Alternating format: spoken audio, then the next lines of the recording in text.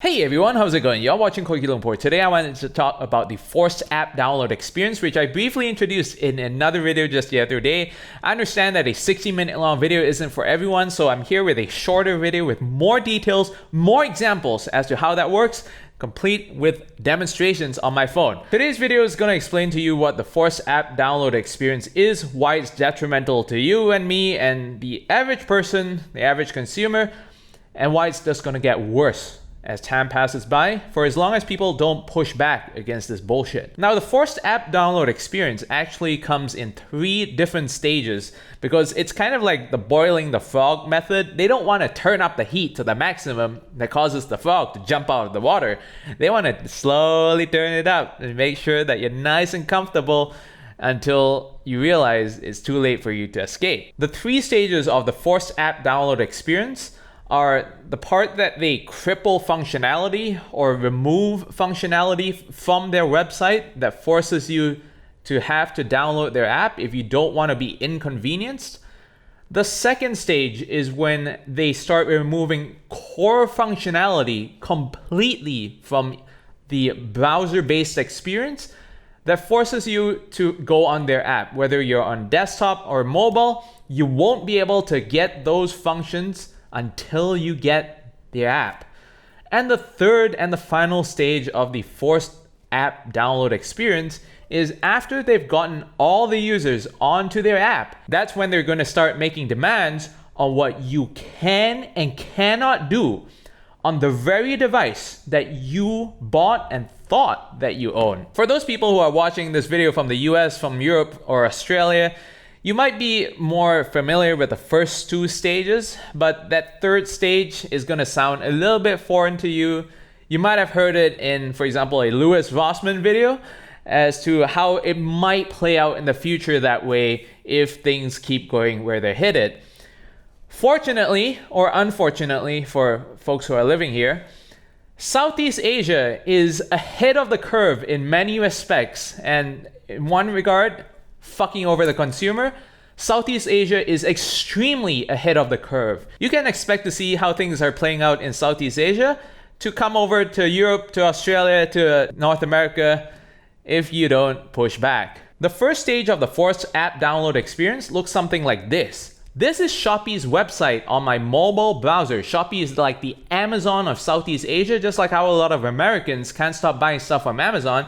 Shopee is the place to go for a lot of Southeast Asian consumers. Sometimes it's the only place to go because e-commerce has been, is, and probably will continue to be terrible in Southeast Asia. So a lot of businesses don't even have a website. You could go to a Google Maps listing of a business, and it is not uncommon for them to have their freaking Facebook page linked as their website. If they do have a website, they might have their products on display, but that doesn't mean you can order and pay for those products on the website. A lot of businesses in Southeast Asia are extremely cheap, so they don't want to have to pay for someone to develop a website, e-commerce experience, whatever. They just stick their products on Shopee where they can just set things up with a few clicks without any technical person involved. So a lot of people are locked into Shopee in Southeast Asia, and what they have over here is that their mobile website still works if you want to order, buy, pay for something. But what doesn't work over here is when I click on my account icon over here and it brings me to my past purchases screen, you can see over here that it says to download their app in order to view the details of my purchase history. So I can't view my purchase history while I'm browsing on my phone. I can do that on my desktop, but at some point, if this gains enough traction, if enough people start using their app, who knows? They might deprecate the ability to view transactions, past purchase history on desktop as well. So the only way you're going to be able to do that in the future might be to download their app. Now, this is a minor inconvenience, you might say, because you can just go to your desktop at this time, and who cares if they prevent you from viewing it on the desktop? You might not always need to view your purchase history ever. Enter stage 2 of the forced app download experience. Now, there's 2 examples over here. The first example comes from Singapore's very own utilities company called SP Group. So SP Group is one of the electricity providers. It is what I believe to be the only water supplier for consumers in Singapore, and they also provide gas. What they have is a forced app download experience because back in 2020, 2021, they used to allow people to add and manage their payment methods on their website. But between then and now, they've changed to remove that ability to add and manage payments from their website. So what is the only way to add a credit card to pay your water bill every single month? Through the app, of course. And who has to do that? Who has to pay their water bill in Singapore? Literally everyone. So everyone's forced to download their app at least once to, at very least, add a payment method to their account. The other example over here is from Luckin Coffee, which is a China-based Starbucks competitor, which has expanded across Asia. So they have branches in Malaysia and Singapore, and they're rapidly trying to expand across Asia and to other continents as well. What they have is a full-blown forced app download experience where you can't go to their store to order coffee, you can't go to their store to pay for your coffee, you can't even order coffee through their website, let alone order from the website and then go pay at the store. What you can do, and the only thing you can do as of right now, April 30th, 2025, at their store is to go pick up your coffee. How you would order your coffee is done entirely through the app in Singapore. So this is your app over here. This is Luckin Coffee's Singapore/Malaysia app. And as you can see, I'm not logged into any account whatsoever. I've downloaded their app like they asked me to in order to want to order a coffee. But what if I don't want to register with them if I just want to order a coffee just one time? Let's check that out. I'll click on order over here. And this is what shows up.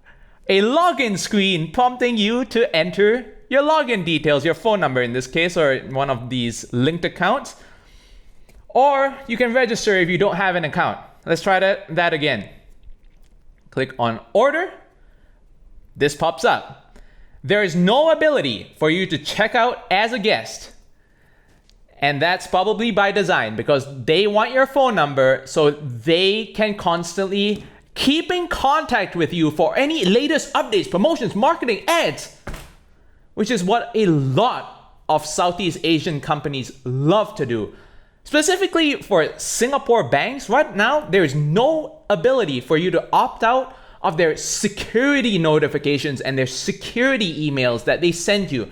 They spam the shit out of you for your safety and security. I've been receiving those kinds of emails literally almost every other week, if not more often, from various banks. And there's no opt-out, there's no unsubscribe link at the end of these emails because it's a security reminder. It's for your safety and security. It says a spam is for your safety, bro. Now, the third stage of the forced app download experience, it is when enough people have installed that company's app, they're going to start making more demands. So as you can see, you can't stop them from taking an inch and then demanding a foot. Once they get that foot, they'll demand a yard. Once they get that yard, they'll demand a mile. There is no stopping their insatiable appetite to intrude and interfere in every single facet of your life in a permanent conquest to track the shit out of you and spam the shit out of you with notifications for your security. So what do they do in stage 3 over here? Now that you've had their app installed and they're mandating you to use their app. So in Singapore, basically all banks have you download their app because there's no other way to use two-factor authentication. You have to download their app in order to use the two-factor authentication in order to log into your bank account online. Doesn't matter if you're doing that on a desktop, you're still going to be asked to check your phone and approve that action.